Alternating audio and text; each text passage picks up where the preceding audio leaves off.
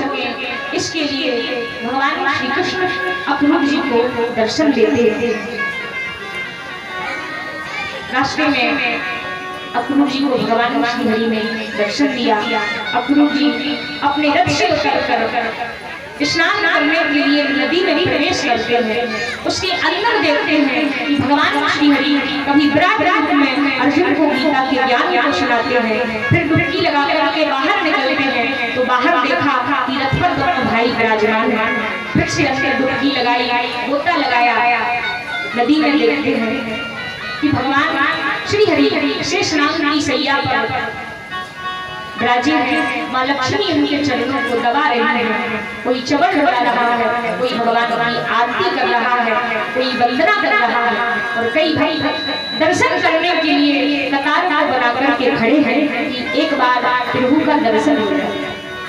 अक्रूर जी फिर से उस नदी से बाहर निकले, देखा अरे कृष्ण तो इस रथ में ही विराजमान। समझ गए ये कोई साधारण नहीं, ईश्वर है। आज ईश्वर का मुझे दर्शन हुआ।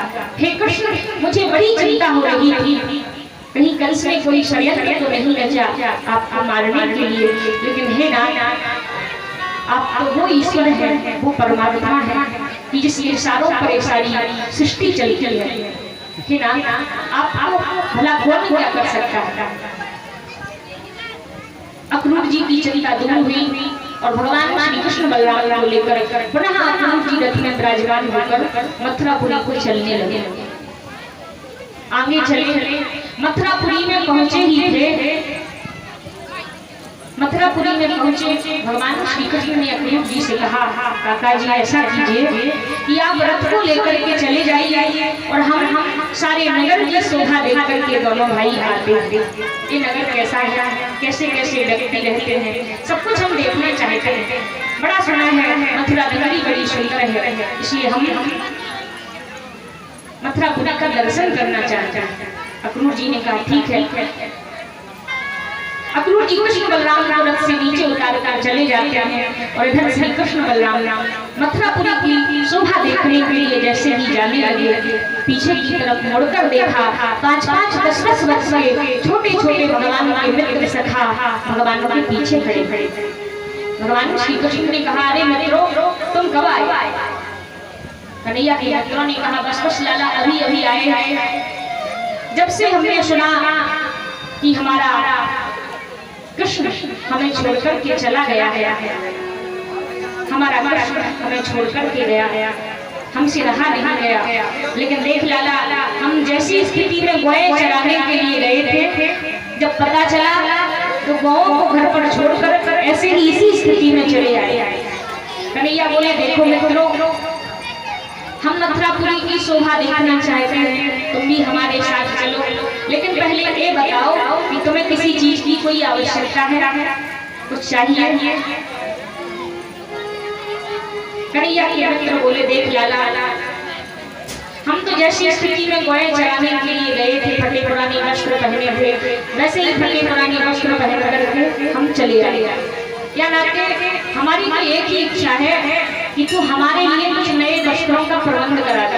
कन्हैया बोले चिंता मत करो, अरे ये मथुरा नगरी है या मथुरा नगरी के राजा मेरे सगे मामा कंस हैं और मामा जी से जो भी मांगेंगे वो मिलेगा, क्योंकि वो राजा भी हैं और राजा के राज्य में जिस चीज की आवश्यकता पड़े बड़े मिल जाएगा। कन्हैया मित्र कहते हैं ठीक है लाला बस और कुछ नहीं, नेक हमारे वस्त्रों का प्रबंध कराएगा। कन्हैया बोले ठीक है।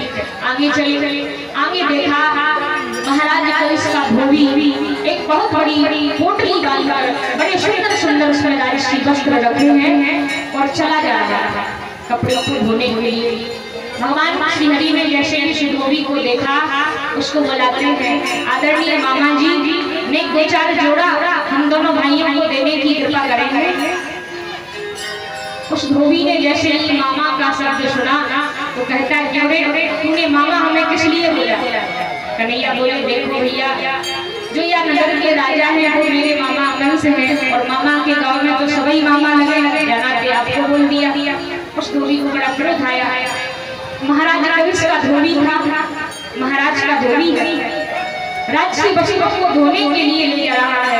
बड़ा अभिमान है, क्योंकि आजकल अधिकारी से ज्यादा उसके चपरासी को अभिमान होता है। उसे भी ऐसा अभिमान था कि महाराज का धोबी बड़ा अभिमान तना हुआ जा रहा है। भगवान ने कहा 2-4 जोड़ा देने की कृपा कर दीजिए। उसने कहा जोड़े वाले कहेंगे और राजसी वस्त्र पहनने का सपना देखते हो, हम तुम्हें वस्त्र नहीं देंगे। कन्हैया की आके बोले लाला यहाँ पे कृपा करेंगे दे। कन्हैया बोले ठीक है तुम चिंता मत करो, मैं यहाँ पे ऐसी कृपा करूंगा, ऐसी कृपा करूंगा कि जो कभी किसी ने ना की। कन्हैया की आके बोले हाँ हाँ लाला जल्दी कर, हमें अच्छे अच्छे वस्त्र चाहिए। कन्हैया बोले ठीक है। उस धोबी के गाल में एक ऐसा थप्पड़ मारा कि सिर टूट करके जमीन पर गिर जाएगा।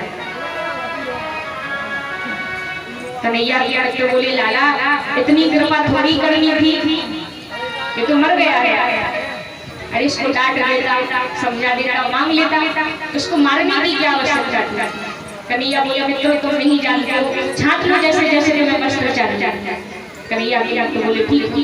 पोटली खोली, बड़े सुंदर सुंदर चमकीले फड़कीले राजसी वस्त्र थे, निकाले पहन लिए। कन्हैया बोले और किसी चीज की कसर बाकी है। कन्हैया के बोले देख लाला वस्त्र हैं तो बड़े चमकीले फड़कीले, लेकिन देख या तो रास्ता साफ कर रहे, बड़े लंबे चौड़े ढीले डाले। कन्हैया बोले चिंता मत करो, मैं ऊपर को लटकाए आगे चलते कोई दर्जी देखेगा तो बात करेंगे। कन्हैया बोले ठीक। आगे चले, आगे गए तो एक दर्जी जिसने इन पर दृष्टि डाली ने देखा, इन्हें देख करके बड़ी जोर से हंसने लगा। हे भगवान ये नया फैशन कब से प्रारंभ हो गया, इतने ढीले ढाले चौड़े वस्त्र पहनकर ये बारात कहाँ जा रही है।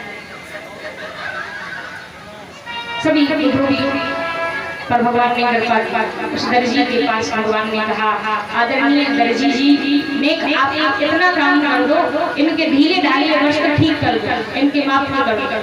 दर्जी ने कहा ठीक है जैसी आप किया। तो कन्हैया ने सभी वस्त्रों के वस्त्रों को दिया। थोड़े समय में उस दर्जी ने उन वस्त्रों को बड़ा सुंदर बना दिया। अब सभी ने जब वस्त्र पहने तो कन्हैया ने पूछा अब कोई कसर बाकी है। कन्हैया के बोले अरे लाला देखता नहीं, या वस्त्रों में तो हम ही राजकुमार जैसे दिख रहे। कन्हैया बोले ठीक।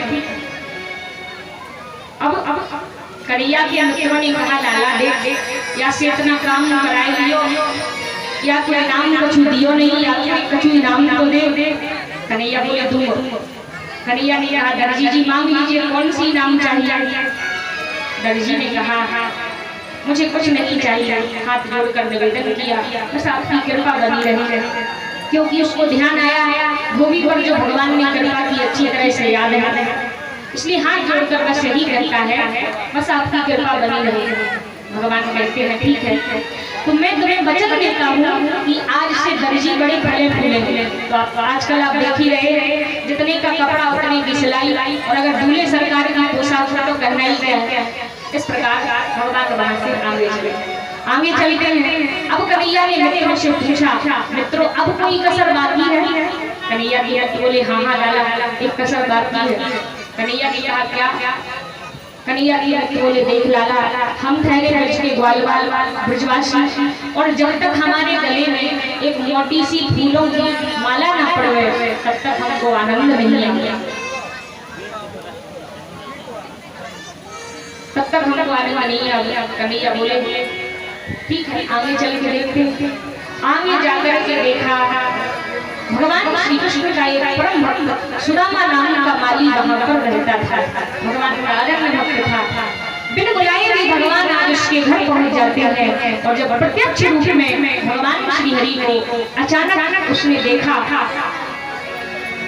तो भगवान से कहता है प्रभु आपने अचानक मुझे दर्शन दिया, आश्चर्य की बात है, इतने जल्दी मैं आपकी क्या सेवा करूं, फिर आप क्या सेवा करूं। भगवान ने कहा सेवा कुछ नहीं करनी है, बस तुमने हमें अच्छी अच्छी मालाएं दे दो। उस माली ने बड़ी सुंदर सुंदर मालाएं कन्हैया के सभी मित्रों को दी, और एक बड़ी सुंदर मोटी सी पुष्पों की माला अपने हाथों से श्री कृष्ण के गले में पहना दिया। मेरे पास तो प्रभु बस यही सारी संपत्ति है और यही मेरा सब कुछ है। सब कुछ यही है। भगवान ने कहा चिंता मत करो, अगर तुमने अपनी आत्मा से अपना सर्वस्व मुझे प्रदान कर दिया है तो मैं भी अपना सर्वस्व तुम्हें प्रदान करता हूँ। जाओ तुम्हें विशुद्ध पराभक्ति का आशीर्वाद दो। भगवान उस पर कृपा करके आगे चले। अब मित्रों से पूछा, मित्रों अब बताओ अब कोई कसर बाकी है? कन्हैया के मित्र बोले हाँ लाला बस एक कसर बाकी है, इसके बाद कुछ भी नहीं करेंगे। कन्हैया ने कहा बताओ। कन्हैया के मित्र बोले देख लाला हम ठहरे ब्रजवाले ब्रजवासी और या नाते जब तक हमारे माथे पर चंदन नहीं लग गए तब तक हम द्वारंग नहीं आवे। कन्हैया बोले आगे चलो देखते हैं। आगे जाकर के देखा एक 3 जगह से टेढ़ी मेढ़ी स्त्री भगवान को दिखाई दी, जिसके हाथ में अंगराग से चंदन से भरा हुआ पात्र है और वो महाराज के राज्य में कंस को लेपन करने के लिए ले जा रही है। भगवान ने उसको देखा, उससे कहा सुंदरी जी देखे चंदन हमें देने की कृपा करेंगे। कुब्जा ने अपने जीवन में पहली बार सुंदरी का शब्द सुना, पीछे मुड़ करके देखा श्री हरि के रूप को एक बार देखती ही रह जाती है। भगवान से कहती है आपने सुंदरी मुझे कैसे कहा, मैं कहां से सुंदर हूं? 3 जगह से टेढ़ी मेढ़ी नाम मेरा कुब्जा है और किस नाते से आपने मुझे सुंदर कहा? आपको मुझ में ऐसी कौन सी सुंदरता दिखी? क्या आप मेरा कोई उपहास तो नहीं उड़ा रहे हैं?